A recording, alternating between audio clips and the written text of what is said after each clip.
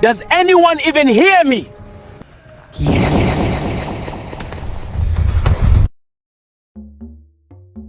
They say night is for rest.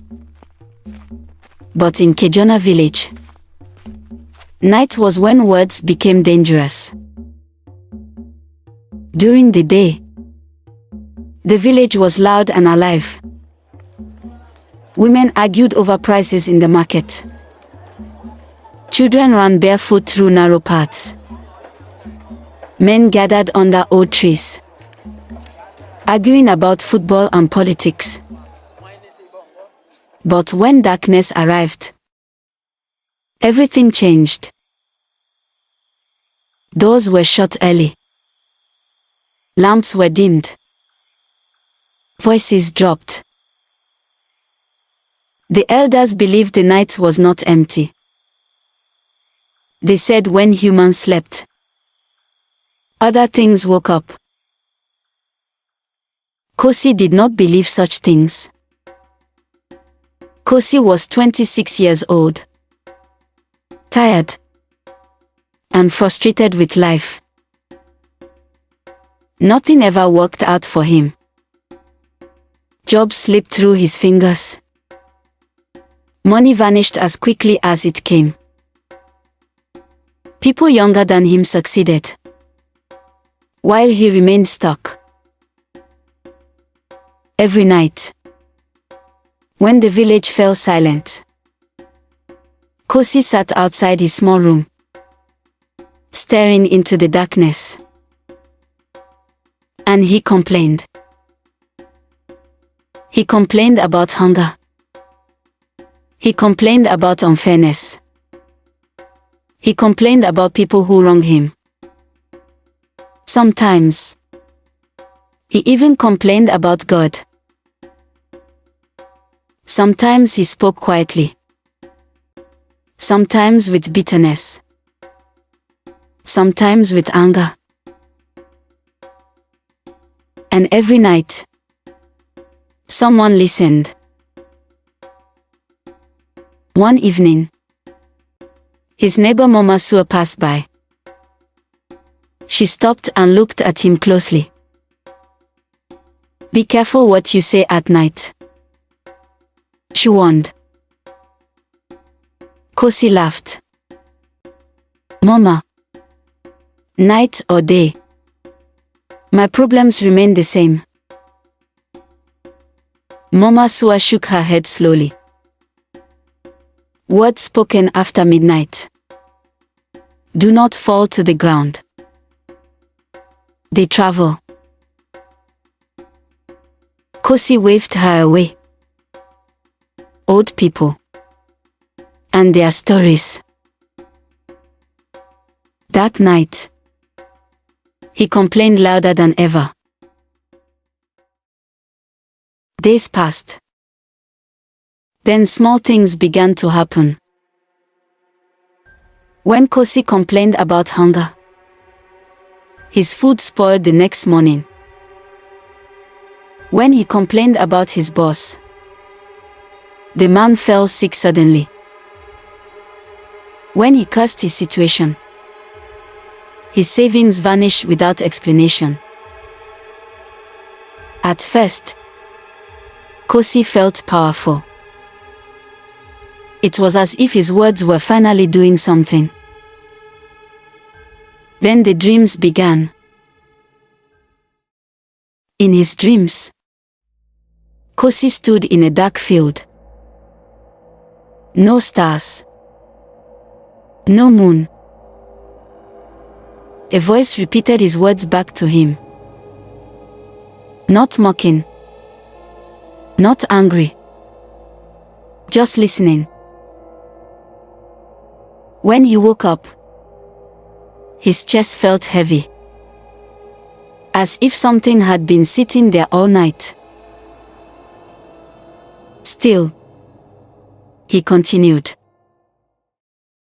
One night, after a particularly hard day, Kosi snapped. "I am tired," he shouted into the darkness.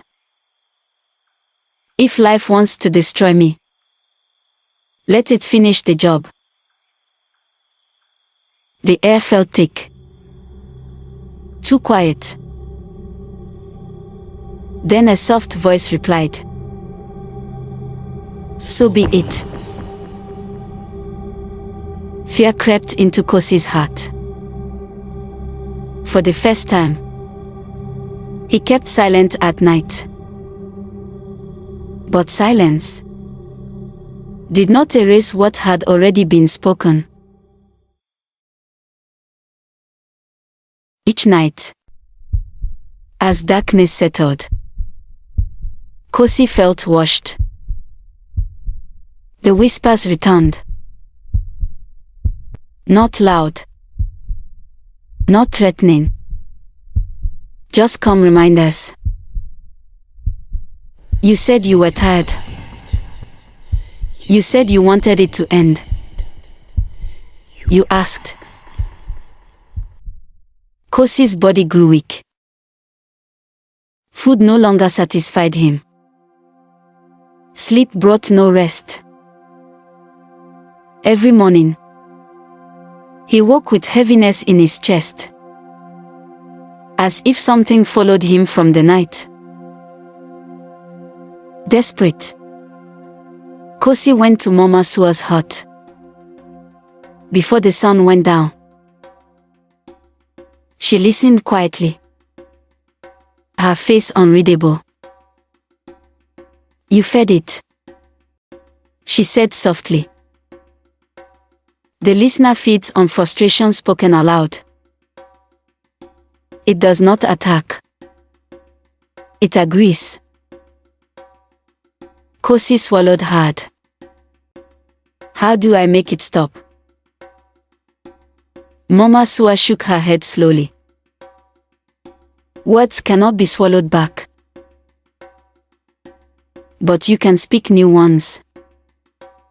Before darkness listens. That evening, before the sky fully darkened, Kosi sat outside his room. He spoke carefully. He spoke gratitude. Even though his life was still hard. He spoke hope. Even though fear still lingered. He spoke strength. Night came. The listener waited.